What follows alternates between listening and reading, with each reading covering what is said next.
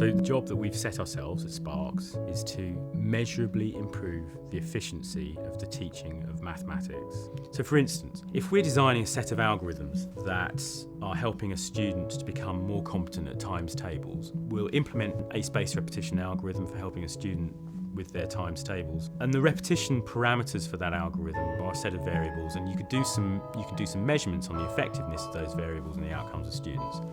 And at the end of that, you'll have some evidence, and it's great, but it's very low level. There are a whole bunch of questions you still have to ask around that process. How often should you play this particular game? How many different times tables should you focus on at one time? If you know your 5 times tables today, if you don't practice them enough, will you forget them again? At what point do you stop forgetting them? Once you have the answer to that, it opens up another question and then another question. And here I'm still only talking about what does it take to get students to learn their times tables. Now you can ask all those questions theoretically, but actually if you're collecting lots of data in the classroom, you can start to answer those questions quite specifically.